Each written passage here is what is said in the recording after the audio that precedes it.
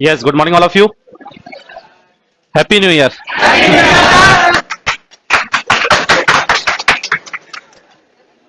किस बात की खुशी हो रही है? आज आज 1,000 की लड़ फोड़नी है? हैं? नहा ली है? तो इस बार का क्या प्लान लिया है? नहाओगे अब रोज? नहीं हो पाएगा।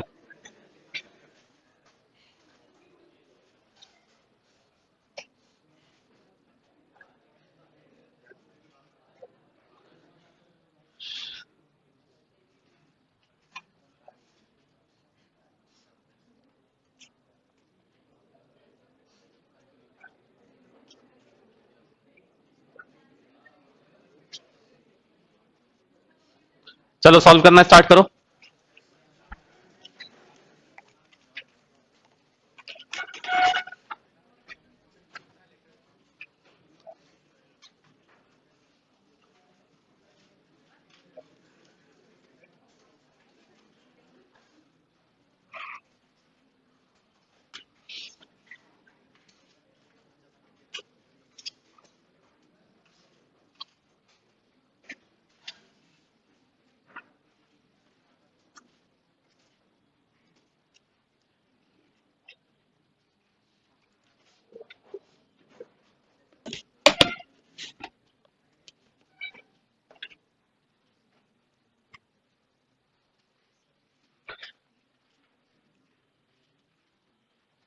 ठीक है, आज के जितने भी क्वेश्चंस है वो सब प्रीवियस ईयर्स में आए हुए हैं। प्रीवियस ईयर्स में हाँ कुछ आए हुए होंगे।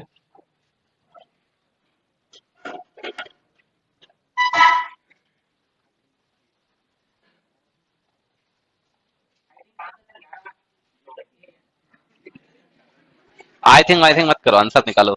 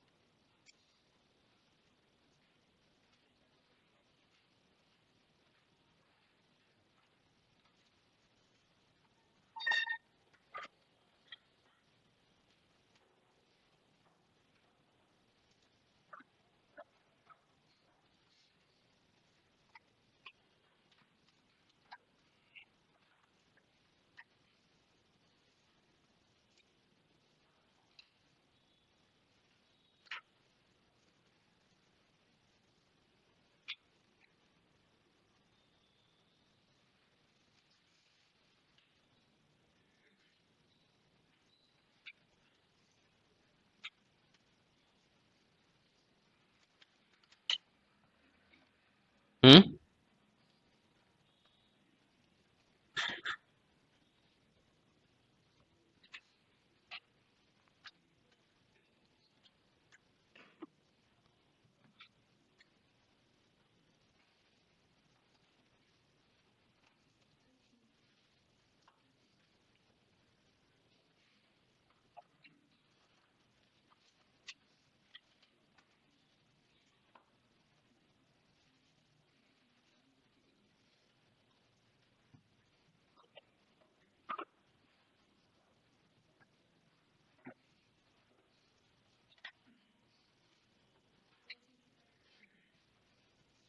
और बताओ।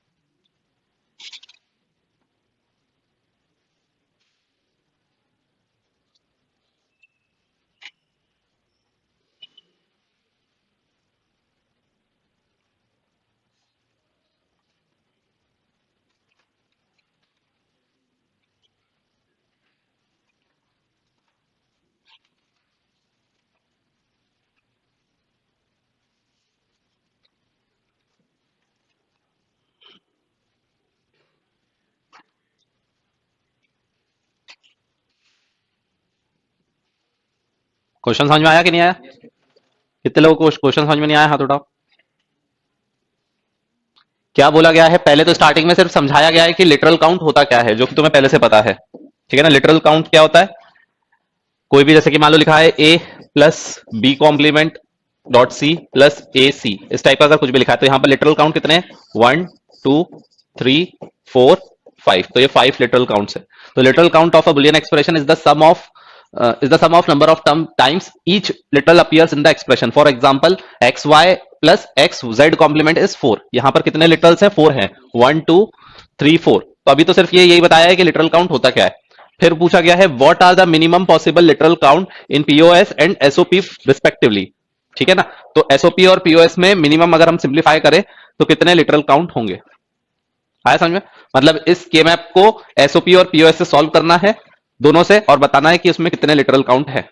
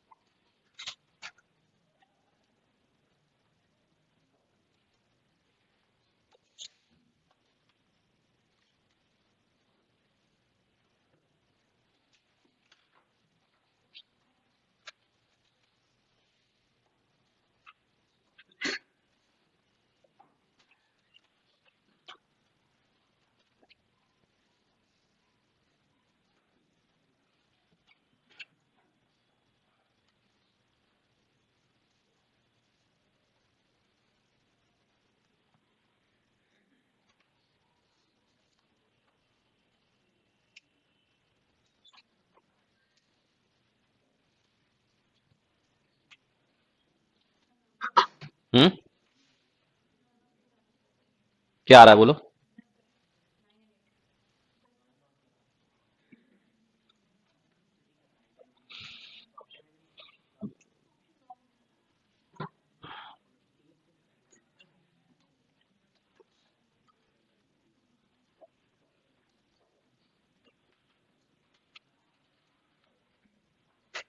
जो सही बताएगा उसके 1000 में से 50 सवाल कम कर दूंगा।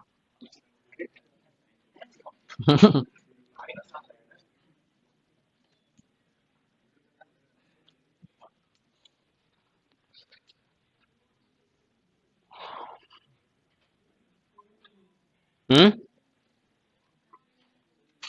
क्या बोल रहे हो? 23?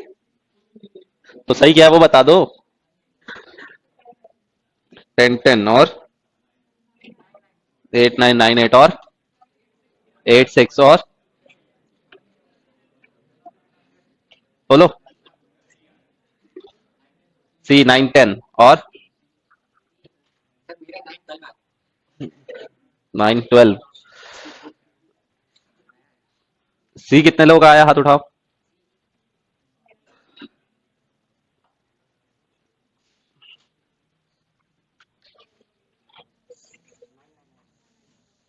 अच्छा, 9 12 से तुम 9 9 पे भागे।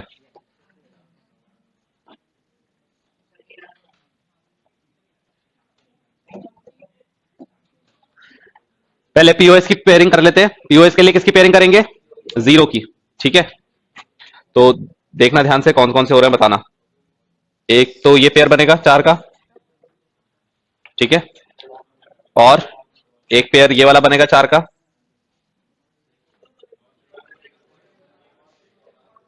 एक क्वाड यहां पे बनेगा, और एक ये 2 का बनेगा। इतने बनेंगे। 2 वेरिएबल इसमें आएंगे, 2 इसमें आएंगे, 2 इसमें आएंगे, और 3 इसमें आएंगे। 3 4 5 6 7 8 9। ठीक है, तो ये और ये रिजेक्ट हो गए, क्योंकि पहला वाला किसका दिया है? पीओएस का। पहला किसका दिया है? पीओएस। ये आया समझ में? आ गया समझ में? ये कैसे लिखा? 3 2 1 आ गया ना?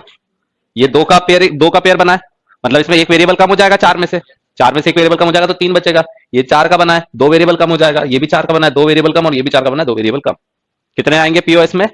9 लिटरल्स। ठीक है। एसओपी में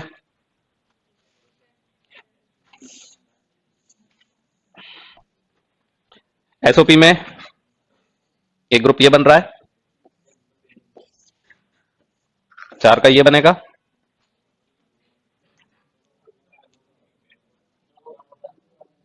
दो का ये बनेगा, और दो का ये। अब यहां पर देखोगे तो ये वाला जो है ये यूजलेस है। ये वाला क्या है? यूजलेस, क्योंकि इसने जिस वन को कवर करके रखा है वो एक ही है और वो ऑलरेडी कवर्ड है, और हमारा मकसद वन को कवर करना होता है, ना कि एक्स को कवर करना। तो इसका मतलब कि इस वाले की जरूरत नहीं है। तो ये एक हो जाएगा और ये एक हो जाएगा। क्वाड में कितने मिले? दो। इसमें कितने मिले? तीन। और इसमें कितने मिले? तीन। कितने हो गए?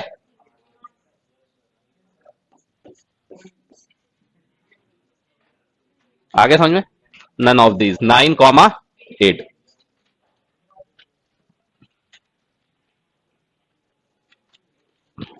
आया समझ में?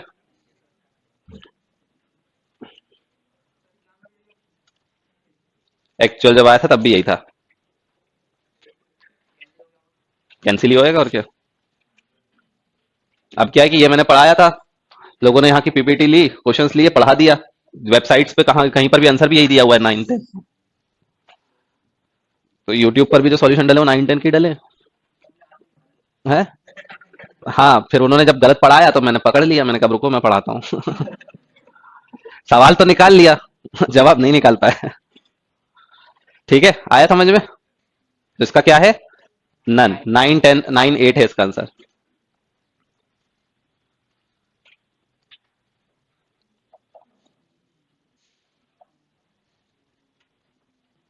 फिर जब मैंने वो सही पढ़ाया तो उन्होंने वो पुराना डिलीट कर दिया वीडियो।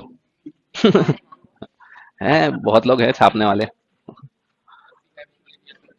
नकल के लिए ऐसे एक नहीं थे, ऐसे दो तीन चार थे। नकल के लिए भी अकल लगती है। ठीक है, आगे बात समझ में? क्या करना है इसमें? इसमें जब हम ग्रुप बनाएंगे तो पूरा नेमिंग निकालने की जरूरत नहीं है। डायरेक्टली हम ये काउंट कर सकते हैं कि इसमें कितने कितने वेरिएबल्स आएंगे, क्योंकि लिटरल काउंट बोला है तो उसमें टाइम बर्बाद नहीं करना। तो देखने के लिए ये बहुत टाइम कंज्यूमिंग क्वेश्चन है, लेकिन अगर कोई सही से दिमाग लगा के करे तो विद इन 1 मिनट आराम से हो जाएगा। आया समझ में? नेक्स्ट।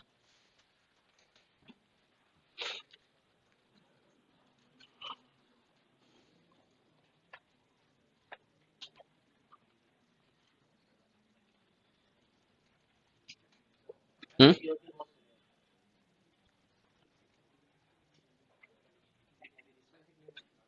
क्या?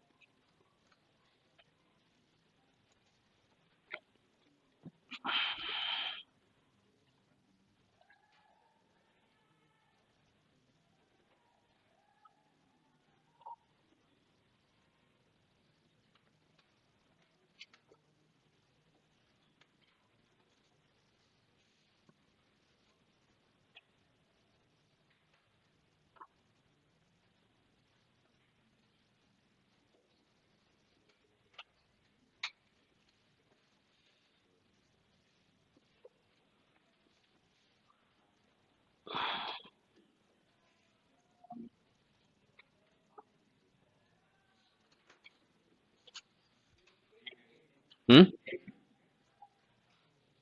और बताओ और क्या आ रहा है? सवाल कितने लोगों को समझ में नहीं आया? हाथ उठाओ। देखो क्या पूछा गया है, how many 32K x 1 RAM chip are needed to provide a memory capacity of 256 K byte. ठीक है ना, इसका मतलब क्या हुआ कि कितनी रैम चिप लगेगी अगर हमें कितने की कैपेसिटी बनानी है? 256 K बाइट की। इतना हमें मेमोरी बनानी है। तो इसका मतलब ये हुआ कि अगर हमें इतने साइज की अगर रैम चाहिए है और एक रैम इतने साइज की है तो कितनी रैम्स हमें लगेंगी? आ गई बात समझ में? ये पूछा गया है।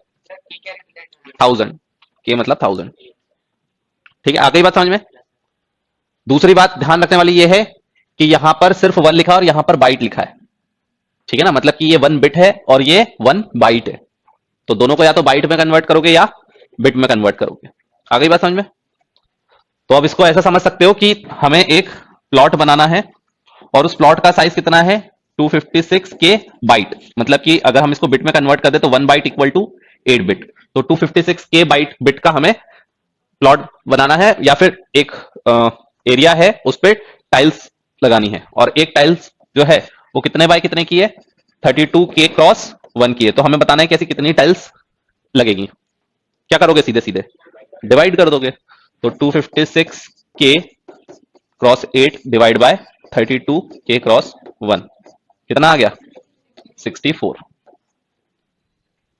ठीक है।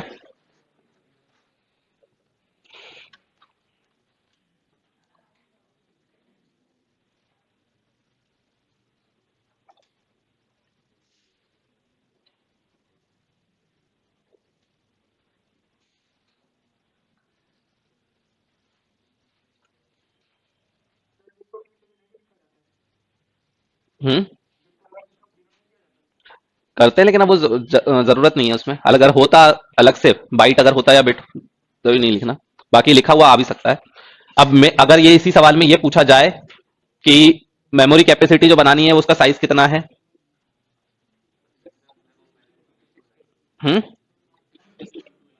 256 इंटू 8, ये है पूरी मेमोरी कैपेसिटी, है ना, ये पूरी मेमोरी कैपेसिटी है।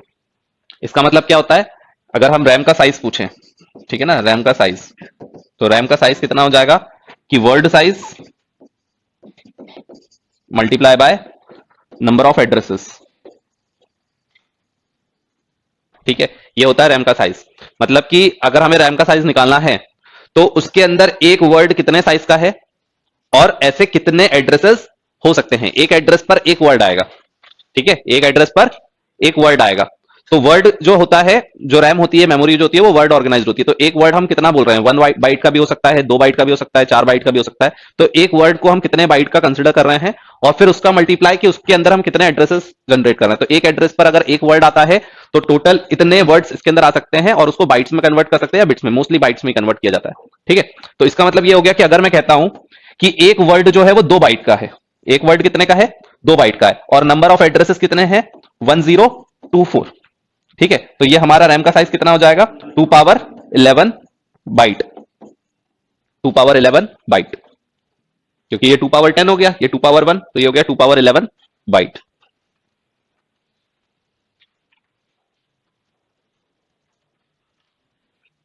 ठीक है, तो ये जो ये पहले लिखा रहता है ये नंबर ऑफ एड्रेसेस हो गया, और ये उसके अंदर हम कितना वर्ड स्टोर कर रहे हैं। अब ये 1 बिट हो सकता है, ये 8 बिट लिखा है, तो ये इतने एड्रेसेस है और ये एक डेटा का साइज है। तो जब भी हमें कोई वैल्यू स्टोर करनी होती है तो हमें 2 बस की जरूरत पड़ती है, एक होती है एड्रेस बस और एक होती है डेटा बस, एड्रेस बस और डेटा बस। तो एक पे हम भेजते हैं एड्रेस और दूसरे पे हम भेजते हैं डेटा। जैसे कि अगर मान लो कि मैं बोलता हूं कि एक्स पे मुझे असाइन करना है 5, अगर मैंने ये बोला तो एक्स क्या है, मेमोरी लोकेशन का एड्रेस है, तो यहां से वो एड्रेस जाएगा और उस एड्रेस पे क्या रखना है 5, वो यहां जाएगा, ठीक है ना। तो अगर रैम में अगर मुझे कोई एक लोकेशन है एक्स और उसमें मुझे स्टोर करना है क्या 5, तो एड्रेस बस से उस मेमोरी लोकेशन को आइडेंटिफाई करेंगे और डेटा बस से उसके अंदर वैल्यू को स्टोर करेंगे। आगे बात समझ में?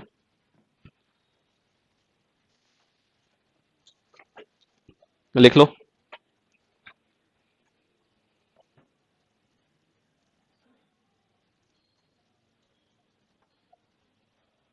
हाँ, जब ये 8 में हमने कन्वर्ट कर दिया है तो यहां पर ये बिट हो गया है, ठीक है ना, ये बाइट था उसको हमने बिट में कन्वर्ट कर दिया है।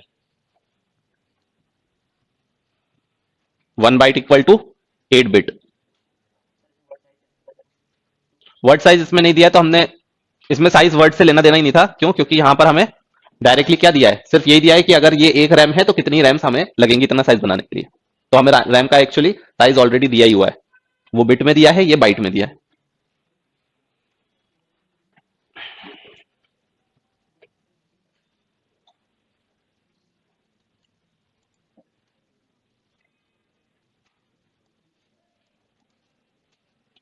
ठीक है, अब अगर मैं पूछूं कि बताओ एड्रेस बस और डेटा बस का साइज क्या होगा इसके लिए, इस मेमोरी कैपेसिटी को अगर मुझे एक्सेस करना है तो डेटा बस और एड्रेस बस का साइज हमें बताना है। 10 क्या?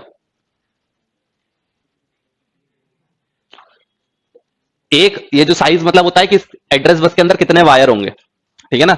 एक वायर में एक बिट जाती है, तो कितने बिट्स एड्रेस बस के लिए लगेंगे और कितने बिट डेटा बस के लिए लगेंगे।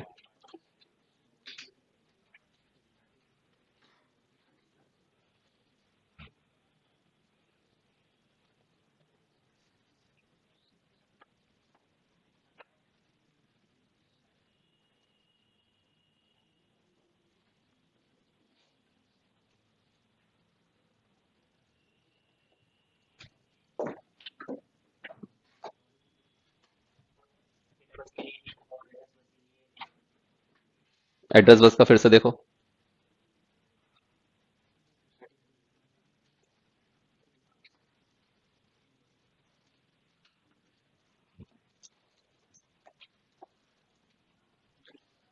अगर हमें इस मेमोरी को एक्सेस करना है तो कितने एड्रेसेस यहां पर लगने वाले हैं? 256 के 256 के एड्रेसेस हैं, ठीक है। 256 एड्रेस हैं, इसका मतलब कि कितने अलग अलग एड्रेस पॉसिबल हैं? 256 इंटू 1000, ठीक है। 1000 नियर अप्रॉक्स कितना होता है? 2 की पावर 10। क्यों? क्योंकि यहां पर 1000 एड्रेस जनरेट करने के लिए मुझे कम से कम कितने बिट चाहिए? 10 बिट। 10 बिट से 1024 तक एक्सेस कर सकते हैं, 9 बिट से तो हो ही नहीं पाएगा, 512। तो यहां पर 1000 एड्रेसेस को एक्सेस करने के लिए मुझे कितने चाहिए? 2 पावर 10। और 256 को एक्सेस करने के लिए कितने चाहिए? 2 पावर 8, मतलब कि 2 पावर 18। तो इतनी मेमोरी लोकेशंस, इतने एड्रेसेस को जनरेट करने के लिए मुझे 18 बिट चाहिए। कितने बिट चाहिए? 18। तो एड्रेस बस का साइज होगा 18 बिट। एड्रेस बस का साइज होगा या एड्रेस का साइज होगा 18 बिट, ठीक है। तो अगर तुम्हारा 32 बिट कंप्यूटर है या 64 बिट कंप्यूटर है तो उससे कितने एड्रेसेस जनरेट हो सकते हैं? 2 की पावर 32 या फिर 2 की पावर 64। आया समझ में? और यहां पर हमें 8 बिट, एक एक वायर में एक ही बिट जाएगा, तो यहां पर 8 बिट है। 8 एक लोकेशन पर कितना आने वाला है? 8 बिट। तो डेटा बस सीधे सीधे क्या हो जाएगी? 8 बिट।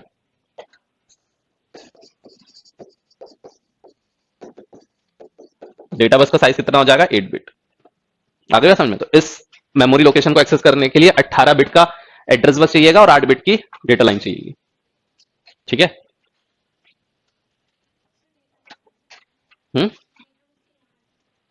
256 256 के जो है वो अलग अलग एड्रेसेस हैं, ठीक है ना।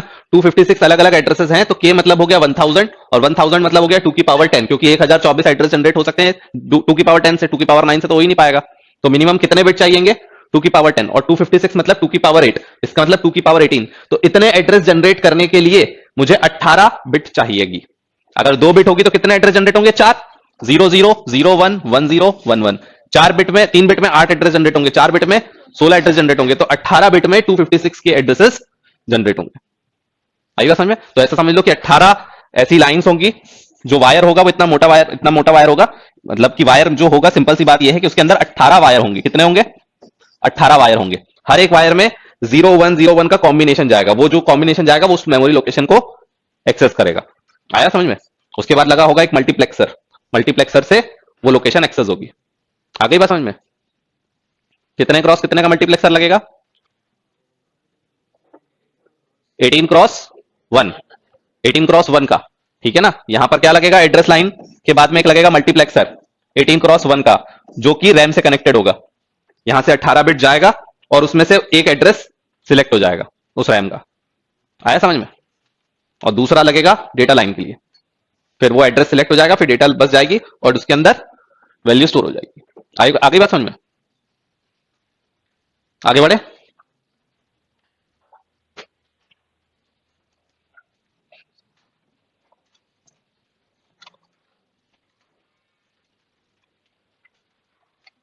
डेटा बस का साइज इससे पता चला ना, यहां पर हम कितने स्टोर कर रहे हैं? बाइट। मतलब कि जो मेमोरी हमारी बाइट ऑर्गेनाइज है, 1 बाइट मतलब कि 8 बिट।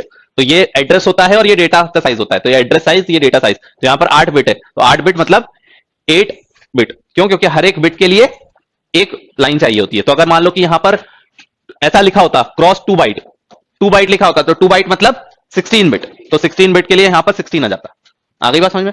क्योंकि वहां पर बाइट लिखा था, तो 1 बाइट इक्वल टू 8 बिट, तो यहां पर 8 आ गया डेटा बस का साइज।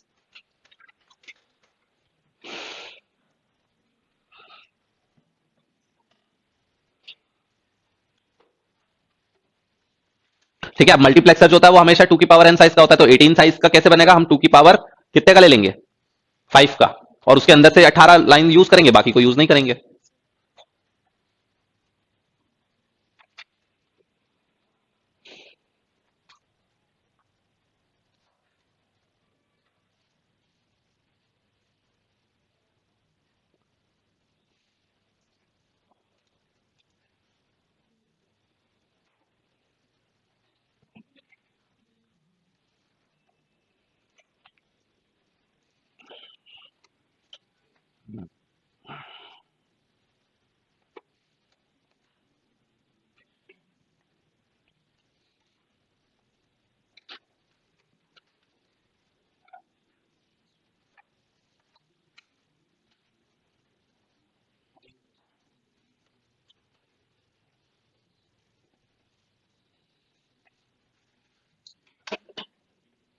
हम्म।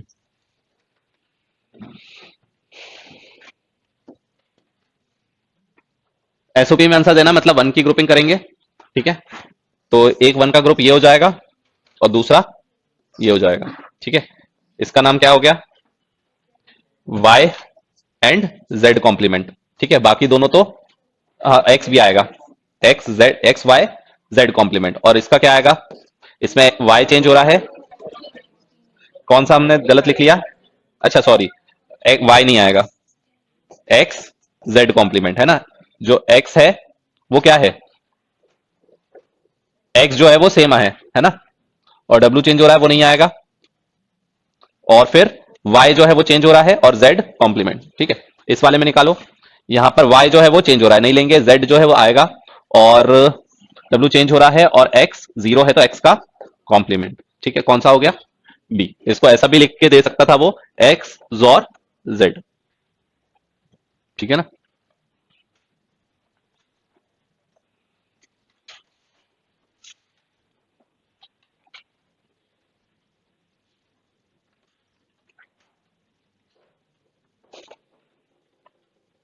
ठीक है, नेक्स्ट।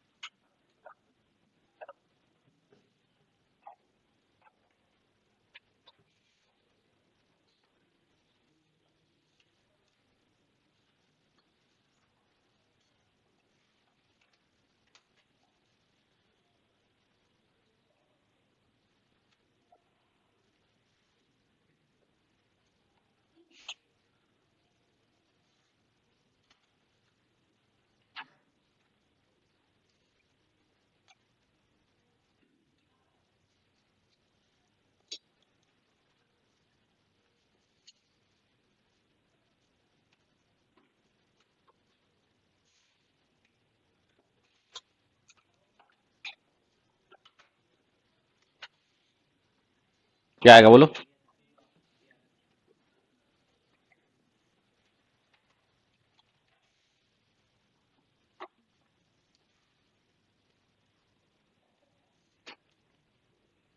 यहां पर क्या बोला गया है? हमें F1 F2 F3 ये 3 फंक्शंस हैं। F1 इसमें जा रहा है, F2 इसमें जा रहा है, F3 इसमें जा रहा है, और हमें बताना है कि आउटपुट में जो F आएगा वो क्या आएगा। F1 F2 F3 F जो फंक्शन है वो दिया हुआ है, F3 पता लगाना है, ठीक है। तो इसको थोड़ा सा सिंप्लीफाई कर लेते हैं। तो यहां से हम बोल सकते हैं कि दोनों का मल्टीप्लाई होकर कॉम्प्लीमेंट होता है, मतलब F1 डॉट F2 का कॉम्प्लीमेंट आएगा, और यहां से क्या आएगा? F3 का कॉम्प्लीमेंट। इन दोनों का प्रोडक्ट होकर कॉम्प्लीमेंट होकर यहां पर आएगा।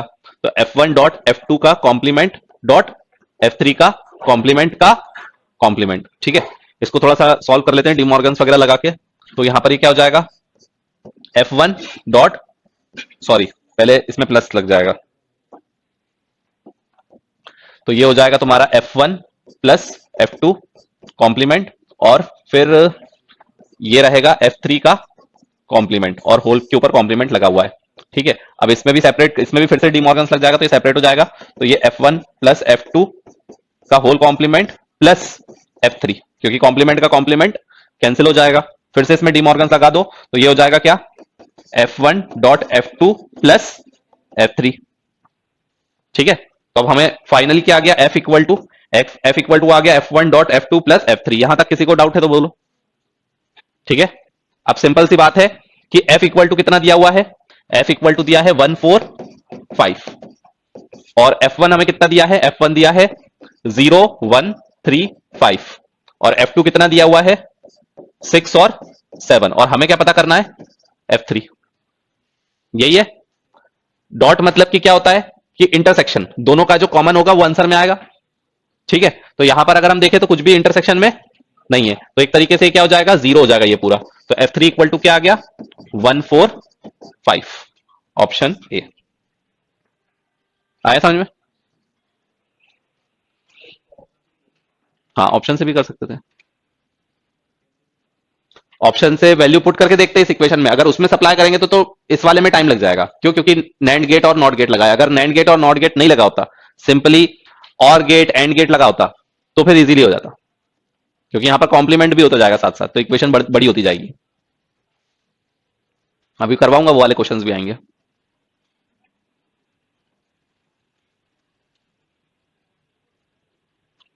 अगर जोर लगता है या फिर नैंड नॉर इस तरह की लगते हैं तो फिर इक्वेशन बना के कर लेना चाहिए।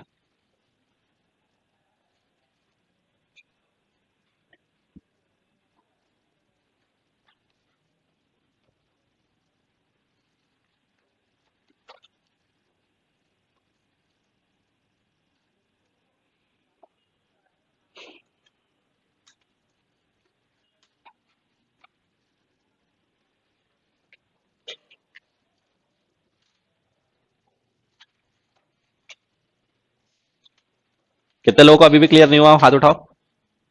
क्या क्लियर नहीं हुआ बोलो।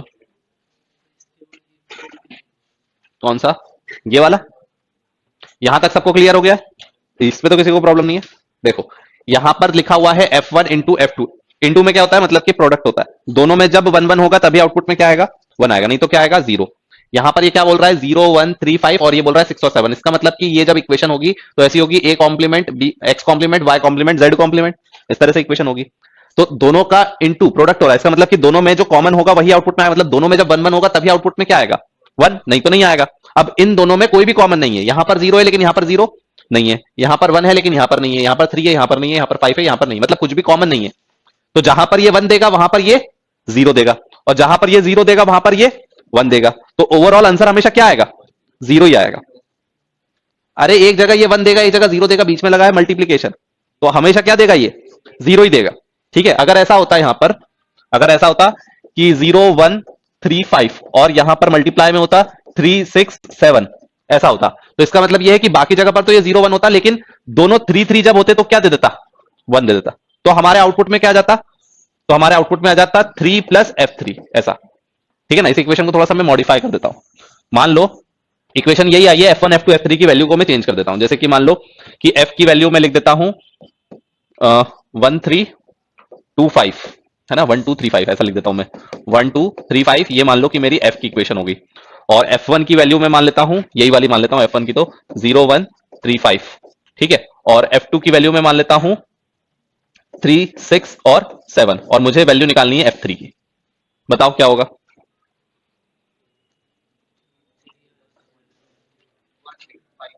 हम्म,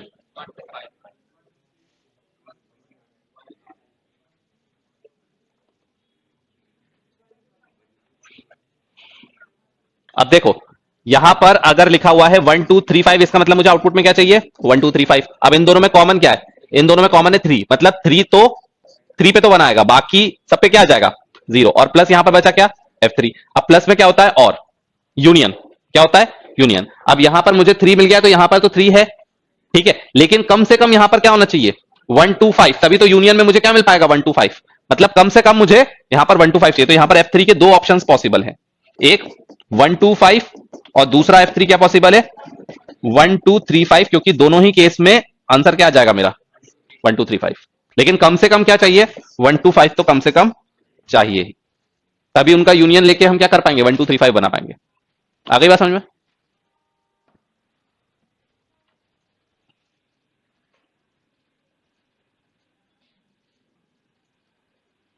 ठीक है। और डी मॉर्गन्स की रही बात, तो डी मॉर्गन से सिंपली ये होता है ए डॉट बी का complement equal to A complement plus A complement plus B complement, और ए प्लस बी का whole complement equal to A complement dot B complement. तो जब भी अगर दो चीजों पे कॉम्प्लीमेंट लगा और उनको अलग अलग करना है तो ये प्रॉपर्टी यूज करते हैं।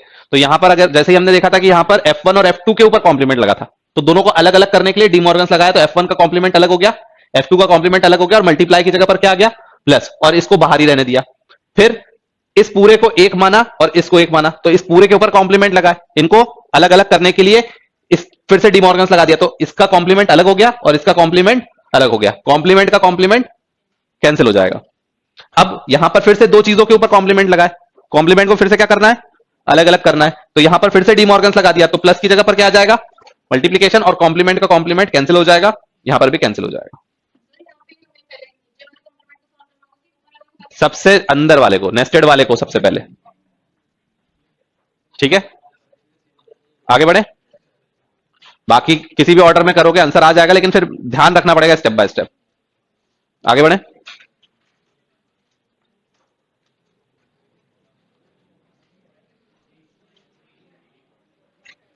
करा हुआ क्वेश्चन है ये। ठीक है, क्या आ जाएगा डी, क्योंकि जब जैसे इसका टू कॉम्प्लीमेंट लोगे तो यहां पर 4 बार 1 आ जाएगा जो कि 15 है। नेक्स्ट,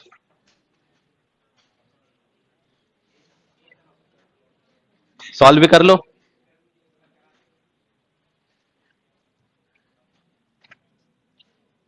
एक तो 4 कॉर्नर वाला बन जाएगा, ठीक है, और ये वाला बन गया है, इसके अलावा बस ना।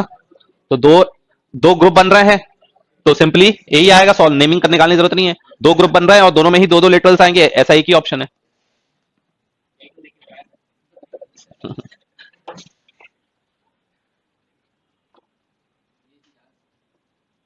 यही तो टाइम बचाएगा ना, और यही तुम्हारा सही आंसर निकालेगा। बाकी तो तुम नाम निकालोगे तो नामकरण तुम्हें कहां करना आता।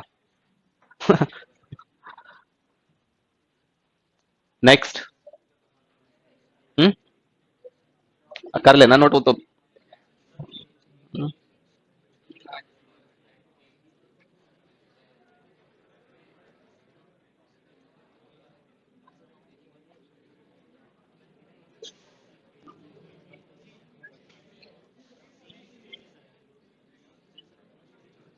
क्या आएगा, ए भी आया था ना कुछ लोगों का, ए वाले हाथ उठाओ। यहां रखो ए की जगह पर 0 रखो जरा।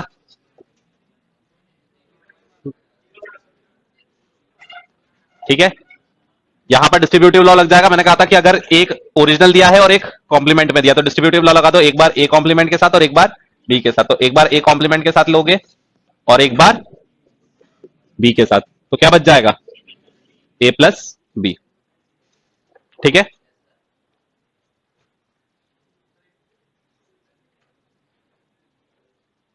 बोलो क्या समस्या। ठीक है,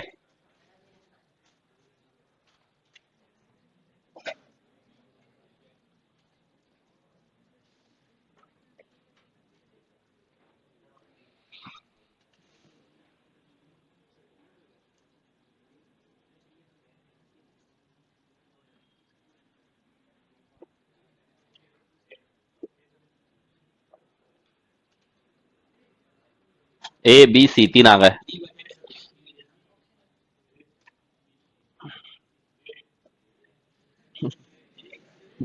बहुत बदतमीजी से हो रही है तुम्हारे यहाँ।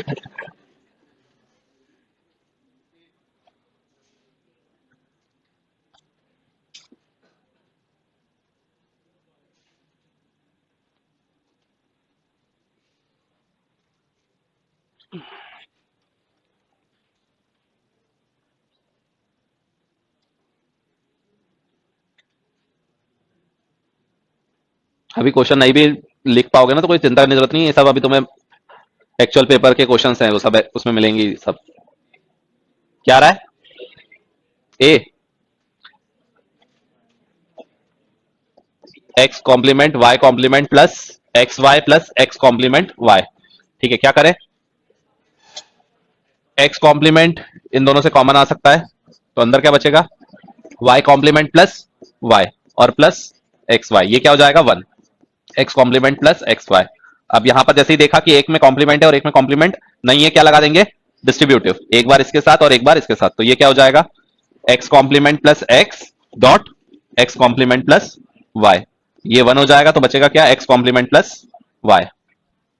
ऑप्शन है, ठीक है।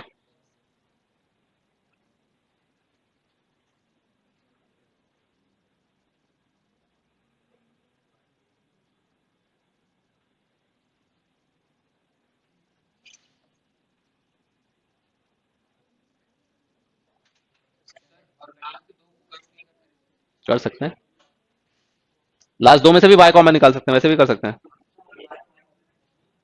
यहां पर इन दोनों में से वाई कॉमन निकाल दोगे तो भी कर सकते हैं। बोलो क्या बोल रहे हो?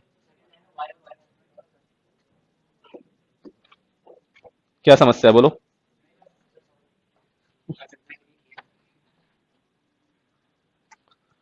ठीक है, नेक्स्ट।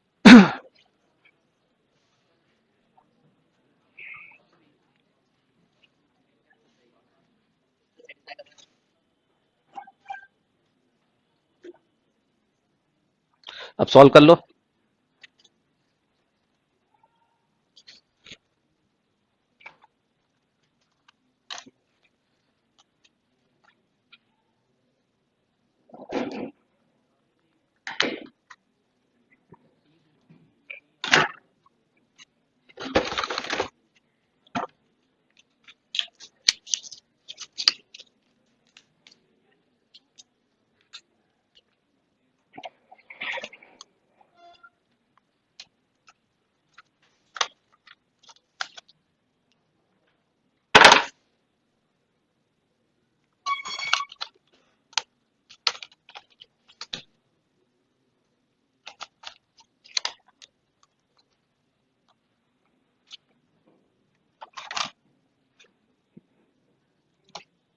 क्या आ रहा है? बी। यहां पर देखो, पहले तो सॉल्व करने के लिए सबसे पहले इनको बेस 10 में कन्वर्ट करना पड़ेगा। ठीक है, तो एक तरीके से इसको थोड़ी सी देर के लिए x मान लो r1 को, और r2 को y मान लो, ताकि r1 r2 बार बार लिखना ना पड़े। और ये तो ऑलरेडी किसमें दिया है? बेस 10 में। कुछ नहीं पता, मतलब बेस 10 में ये दिया हुआ है ऑलरेडी। तो हमें r1 और r2 की वैल्यू पता करनी है, तो पहले इसको भी बेस 10 में कन्वर्ट करना पड़ेगा और इसको भी। इन दोनों को इक्वेट करके एक इक्वेशन बनेगी और इन दोनों को इक्वेट करके दूसरी इक्वेशन बनेगी। ठीक है, तो यहां पर क्या हो जाएगा? x की पावर 0, x की पावर 1, x की पावर 2, मतलब कि 2x square plus 3x plus 5 equal to 565। ये हो गई पहली इक्वेशन। और फिर y क्यूब, और वो तो 0 हो जाएगा स्क्वायर तो, और फिर 6y प्लस 5 इक्वल टू 565, ये दूसरी इक्वेशन हो जाएगी। इससे x और y की वैल्यू आ जाएगी। ठीक है, दूसरा दूसरा हम क्या कर सकते हैं? ऑप्शन का यूज कर सकते हैं। जैसे कि नंबर जो है वो बढ़ रहा है, मतलब बेस क्या होगा? कम होगा। तो यहां पर बेस जो है पहले वाले का r1 जो है वो 10 से कम होगा, और यहां पर बढ़ रहा है, नंबर बड़ा हो रहा है, तो बेस नंबर अपना बढ़ रहा है तो बेस अपना घटेगा। दोनों एक दूसरे के क्या चलते हैं? रेसिप्रोकल। ठीक है, और यहां पर नंबर क्या है? बढ़ रहा है, तो फिर बेस क्या होगा? कम होगा। तो y जो है वो कम होगा किससे? हाँ, उल्टा लिख दिया ये वाला। यहां पर जो नंबर है वो बड़ा हो रहा है, तो बेस जो है वो छोटा होगा। ये वाला बेस छोटा होगा, ये वाला बेस जो है वो छोटा होगा, मतलब ये बड़ा होगा। ठीक है, और यहां पर क्या हो रहा है? नंबर बड़ा हो रहा है, तो ये जो बेस है वो छोटा होगा, तो y जो है वो 10 से छोटा होगा। तो देखो कौन सा ऑप्शन सेटिस्फाई कर रहा है इसको। ये जो है 10 से बड़ा हो रहा है, ये रिजेक्ट हो गया। ये जो है 10 से बड़ा है और ये छोटा है, तो ये वाला सही हो सकता है। बाकी दूसरा अगर हम देखेंगे तो ये भी रिजेक्ट हो गया, क्योंकि ये 10 से क्या हो रहा है? छोटा हो रहा है। और यहां पर ये तो 10 से बड़ा है, लेकिन ये वाला जो है वो 10 से छोटा नहीं है, तो ये भी रिजेक्ट हो गया। आ गई बात समझ में? ऑब्वियस सी बात है, क्योंकि हमारे पास अगर नंबर ऑफ सिंबल्स अगर कम हो जाते हैं तो डिजिट जो है वो बढ़ जाते हैं। जैसे कि अगर मान लो कि मैं कोई सा भी नंबर लेता हूं, जैसे कि मैं नंबर ले लेता हूं 8, तो डिजिट ये किसमें है? बेस 10 में है। बेस 10 में है तो एक ही डिजिट में काम हो गया, ठीक है। लेकिन अगर मैं इसको बाइनरी में लेके जाऊं तो मुझे कितने डिजिट चाहिएंगे, 4 डिजिट चाहिएंगे, ठीक है ना। तो नंबर यहां पर एक तरीके से अगर मैं इसको डेसिमल में मानूं तो 1000 लिखा है 8, तो नंबर एक तरीके से क्या हुआ, बढ़ गया। तो यहां पर ये जो बेस है वो क्या हो गया, कम हो गया, ठीक है।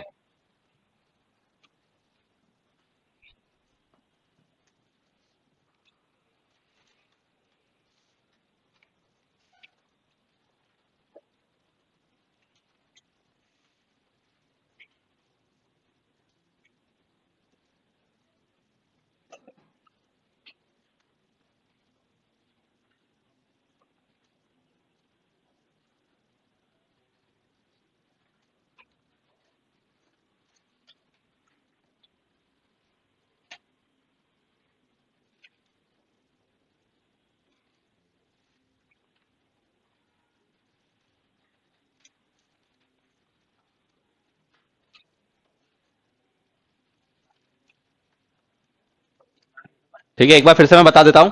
यहां पर देखो नंबर जो है वो क्या हो रहा है, बढ़ रहा है, ठीक है ना। ये 8 से कितना हो गया, 1000 हो गया, नंबर बढ़ गया। तो बेस 10 से क्या हो गया, 2 चला गया, छोटा हो गया। तो अगर हम यहां पर देखें तो 235 से 565 नंबर कैसा हुआ, बढ़ गया। तो ये वाला जो बेस है वो क्या हो जाएगा, कम हो जाएगा, है ना। मतलब ये जो आएगा ये क्या आएगा, एक्स जो आएगा वो बड़ा हो जाएगा, किससे, 10 से। क्यों, क्योंकि अगर यहां पर ज्यादा बेस होगा तभी तो नंबर क्या होगा, छोटा होगा। तो ये एक्स जो है वो 10 से क्या होगा, बड़ा होगा। और यहां पर अगर देखोगे तो नंबर क्या हो रहा है, बड़ा हो रहा है। तो यहां पर बेस जो है वो क्या हो जाएगा, छोटा हो जाएगा। तो ये जो y है वो 10 से क्या हो जाएगा, छोटा हो जाएगा। तो इसका मतलब कि ऑप्शन बी ही उसको सेटिस्फाई करेगा, ठीक है। कुछ लोग ये कमेंट में बोल रहे हैं R1 और R2 के रिलेशन से कुछ नहीं होने वाला, R1 R2 के रिलेशन से। क्यों, क्योंकि यहां पर देखोगे तो ये एक बड़ा और एक छोटा यहां पर है, और ये भी है उसी तरह से, ये भी है और ये भी। तो अगर तुम ये बस डिसाइड कर लो कि x बड़ा होगा या y बड़ा होगा, उससे कुछ नहीं फर्क पड़ने वाला, सारे ऑप्शंस इसी तरह से हैं। इसी तरीके से ही हमारा आंसर निकल सकता है, और बाकी ये मेथड है। आगे समझ में। नेक्स्ट, ये कल पढ़ाया था।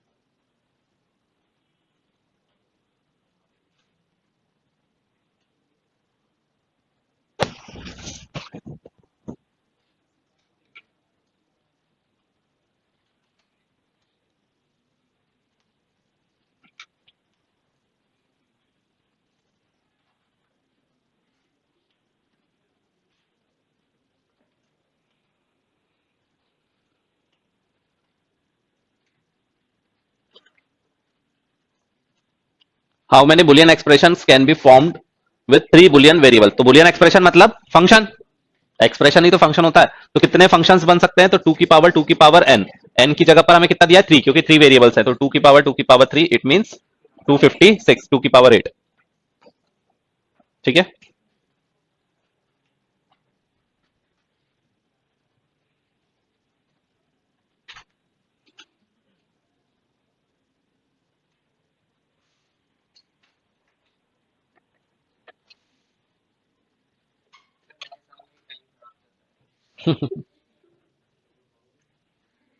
उसको सही कर लो,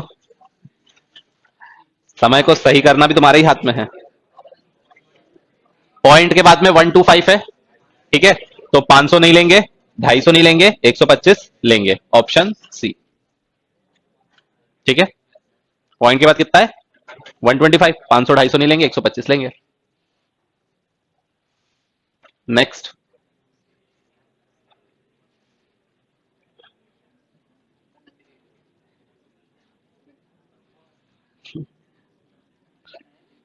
पढ़ तो लो पहले सवाल।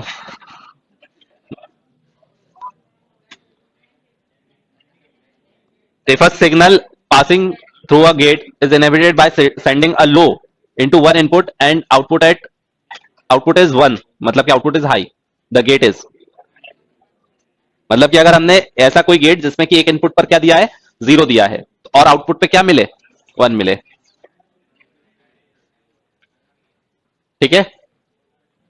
अगर हम नॉर को देखें, ए बी, अगर किसी को नहीं समझ में आया तो इसमें यह बोला गया है कि अगर एक में 0 दिया है तो आउटपुट पे हमें क्या मिले, वन मिले। तो अगर मैं नॉर को देखूं 0 0 0 1 1 0 1 1 ये होता है, ठीक है।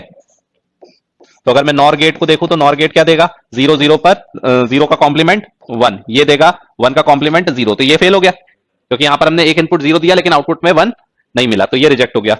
नैंड गेट को हम देखेंगे तो यहां पर क्या दे देगा, 0 0 पर 0 का कॉम्प्लीमेंट 1, 0 1 इंटू 0 का कॉम्प्लीमेंट 1, 0 इंटू 1 0 का कॉम्प्लीमेंट 1 और 1 इंटू 1 का कॉम्प्लीमेंट 0, तो ऑप्शन ये सही हो जाएगा, ठीक है। उसी तरह से एंड और को भी चेक कर लोगे तो सेटिस्फाई नहीं करेगा।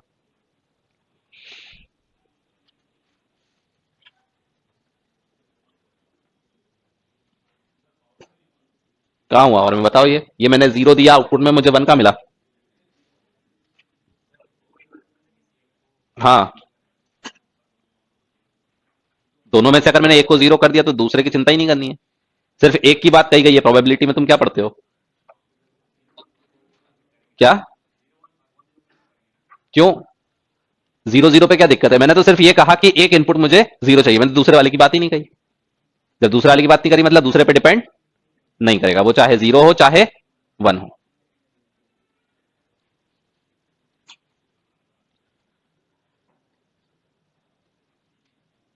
और गेट कैसे दे देगा मुझे बताओ जरा, 0 0 पे क्या देगा, 0।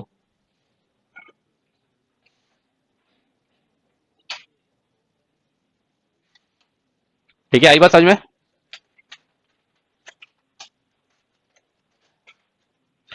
अरे लास्ट में 0 आ गया तो क्या मतलब, तुम्हें लास्ट में 0 आया तो यहां पर ये हमने यहां पर इन दोनों में से किसी में 0 दिया है क्या, तुम लोग क्वेश्चन को पढ़ते ही नहीं हो, है ना। बस कुछ भी मतलब आधे अधूरे में, वो बोलते ना आधी आधी रोटी पे दाल झेलना, क्या है,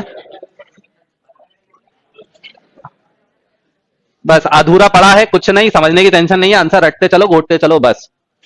अरे पढ़ो तो क्या लिखा है, अगर हमने सिग्नल, एक सिग्नल पास, एक गेट है उसमें हमने एक सिग्नल पर क्या दिया है, लो दिया है, low into one of the input, one of the input, किसी भी एक पर हमने क्या दिया है, लो दिया है, 0 दिया है, द आउटपुट इज हाई, तो आउटपुट क्या हो, हाई हो। क्या बात कही है, अगर एक इनपुट पर 0 है तो आउटपुट पर 1 आना चाहिए। दूसरे इनपुट की बात कही नहीं, आउटपुट पे 0 की बात कही नहीं, क्या बोला, अगर एक इनपुट पर 0 है तो आउटपुट पर क्या आना चाहिए, 1। तो एक इनपुट पर अगर 0 है आउटपुट पे क्या आया, 1। एक इनपुट पर 0 है आउटपुट पे क्या आया, 1। एक इनपुट पर 0 है आउटपुट पे क्या आया, 1। यहां पर एक भी इनपुट पर 0 है क्या, जब प्राइमरी कंडीशन सेटिस्फाई नहीं हो रही तो नेसेसरी पे जाओगे क्या, नहीं जाओगे। तुमने एडमिशन फॉर्म भरा नहीं है और एग्जाम देने जाओगे, नहीं जाओगे ना, पहले फॉर्म तो भरो तब तो एग्जाम देने को मिलेगा। और उसी तरह से सिलेक्शन भी कैसे होगा, पहले पढ़ाई करनी पड़ेगी, बाद में सिलेक्शन होगा। तुम सोचो पढ़ाई करी नहीं है, सिलेक्शन क्यों नहीं हुआ मेरा, अरे कहां से होता सिलेक्शन, पढ़ाई करी थी तुमने, फिर नहीं, नॉट भी नहीं होगा, नॉट तो एक ही इनपुट पर काम करता है ना। करो नेक्स्ट।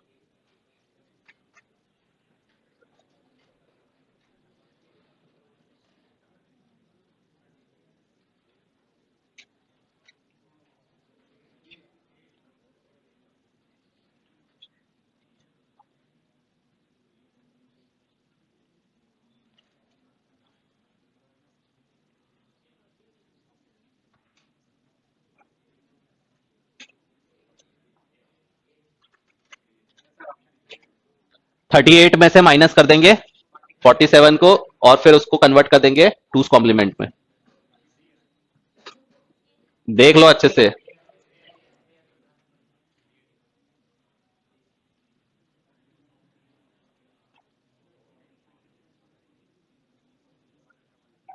कितना आ रहा है, ए -9 ना। नेक्स्ट करो ऑक्टल में कन्वर्ट।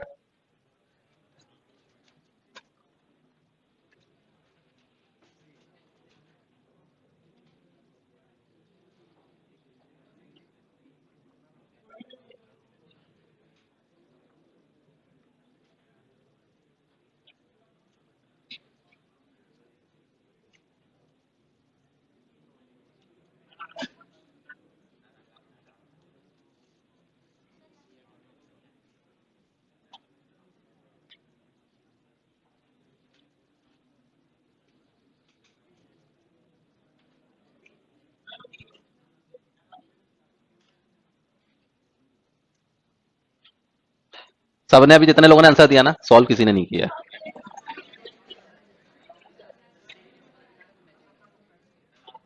तुम्हारा कैसे आ गया अभी?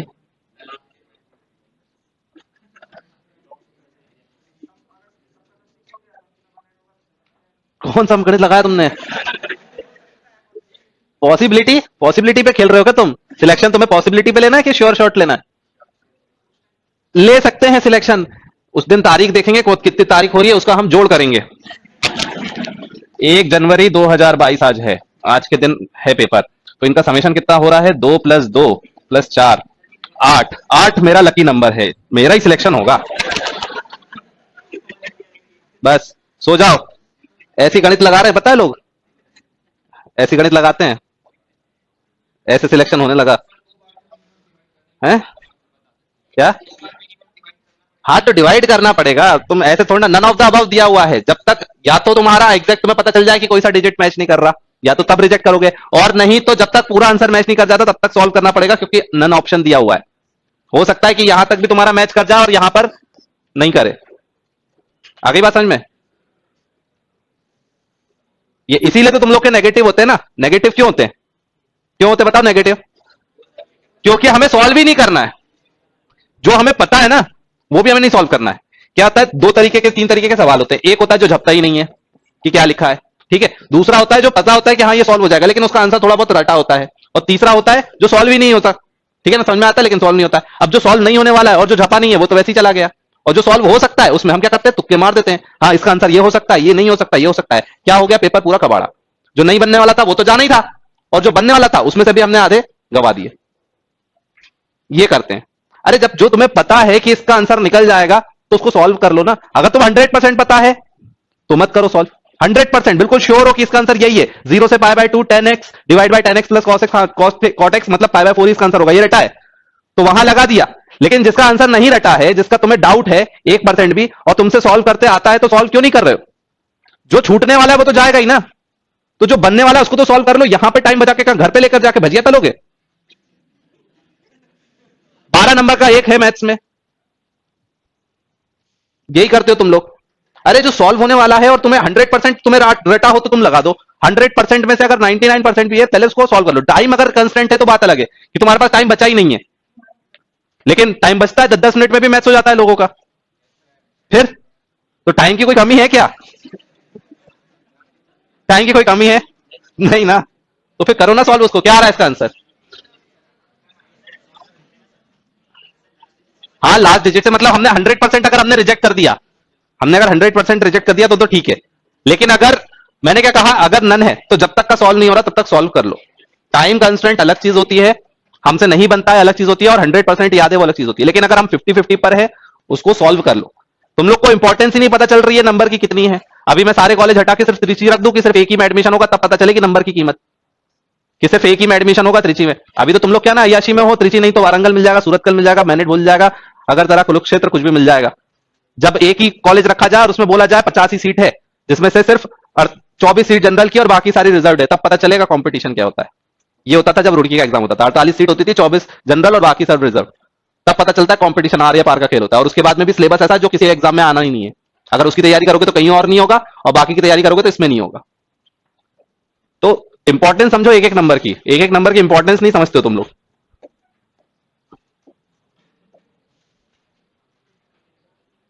तो तब मुझे गुस्सा आता है जब करे हुए सवाल जो होते हैं वो भी तुम लोग गलत बताते हो। इवन प्रीवियस ईयर वाले तो सबसे ज्यादा गलत बताते हैं। पिछले साल भी पढ़े हुए हैं, इस साल भी पढ़ रहे हैं, फिर भी गलत बता रहे हैं।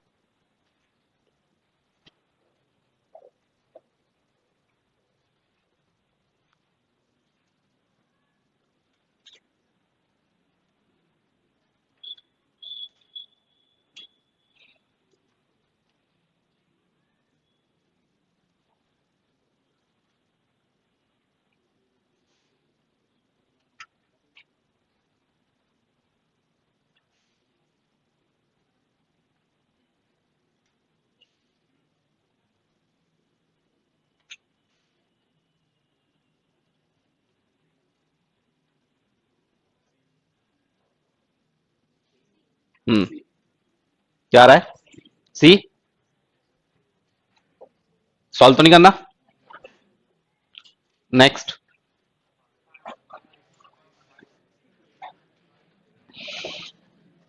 कुछ ना हो पाएगा। 2r² plus 2r+4 equal to 3r+3, sorry r+3 square करके आर की वैल्यू निकाल लेंगे। क्लास में कराया हुआ सवाल है। कहीं पर भी अगर 1% भी अगर डाउट होना सॉल्व कर लेना, ठीक है। के मैप के आंसर तक ओरली लोग लगा देते हैं। कैसे? एक अभी 2018 या 19 की बात है, आई थिंक 18 की बात होगी, ठीक है। के मैप का कोई सा सवाल करवाया होगा, कोई 10 कोई पैटर्न था, उसका एक आंसर था। अब एग्जाम में सवाल आ गया, उसी के जैसा टिक करके आ गया, सॉल्व ही नहीं किया। अरे 1 की पोजीशन यहां की जगह यहां आ गई, आंसर चेंज हो गया। इतना इतना खुद पे भरोसा। अरे देख तो लो, सॉल्व तो कर लो, क्या दिक्कत है तुम्हें? ये रटा था क्या? रटा था क्या कि 0 1 कहां लिखे हुआ है के मैप में? आंसर याद था? अरे आंसर याद था तो 0 1 रटा था क्या? याद मतलब पूरा कंठस्थ होना चाहिए, एक एक चीज। कई बार तो टाइपिंग मिस्टेक में इधर का उधर हो जाता है वन, फिर और ऑप्शन भी मैच कर जाता है, नन ऑफ दिस दिया होता है, वो आंसर हो जाता है। फिर सॉल्व कर लिया करो। यहां पर तुमने 5 रट दिया, मान लो कि कहीं कोई एक वैल्यू चेंज हो गई होगी तो फिर। अभी मैं देता हूं तुम लोग को पेपर। अभी अभी रुको, अब किस दिन आएगा ना, किस दिन आएगा वो तुम्हें पता चलेगा। और मैं बोल बोल के बता रहा हूं कि मैं एक पेपर दूंगा जिसमें सारे गड्ढे ही गड्ढे होंगे, ठीक है ना। एकदम लल्लू पेपर होगा, ठीक है ना, और उसमें होंगे गड्ढे।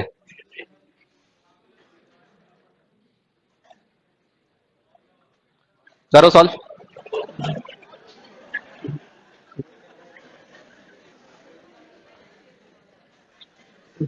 बस अभी तुम लोगों का भी इंतजाम करता हूं अभी मेरे को। एक पूरा ही पेपर मैं बनाता हूं इंक्लूडिंग मैथ्स। हाँ अभी अभी देता हूं मैं एक दिन पेपर बना के। अब इसमें बताना है कौन सा वाला सही होगा, ठीक है।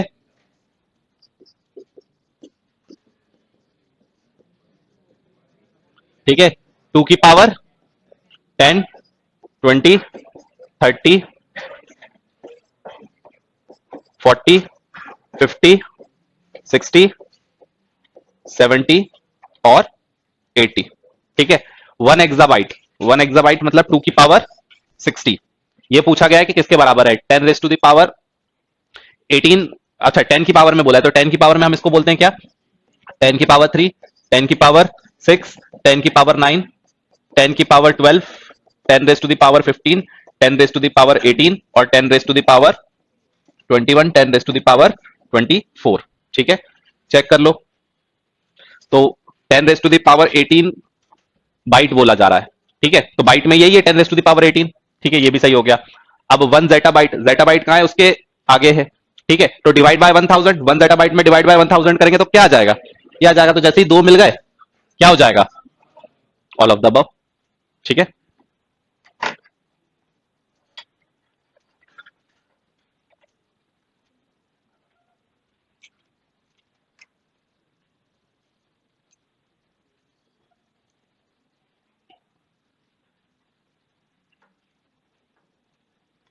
साढ़े 11 बजे कोई सेशन वगैरह है ना?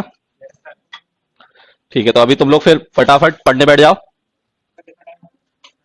9:30 अभी हो रहा है, तो अभी तुरंत पढ़ने बैठ जाओ, ज्यादा ब्रेक मत लेना, 2 घंटे अच्छे से तुरंत पढ़ लो। 1000 का टारगेट पूरा करना है तुम्हें। अब वो कैसे मैनेज करना है वो तुम्हें जानना है। 50 क्वेश्चन कितने लोगों ने सही बताया था, है ना, 2 3 लोगों ने सही बताया था, तो तुम्हारे 950 हो गए, तुम्हारा क्या गलत था। ठीक है, तो तुम लोगों के 950 हो गए, बाकी के 1 1000 है। 50 क्वेश्चन का मतलब 1 घंटा तुम्हारा बच गया, ठीक है। चलो, ऑनलाइन वालों को भी 1000 करना है,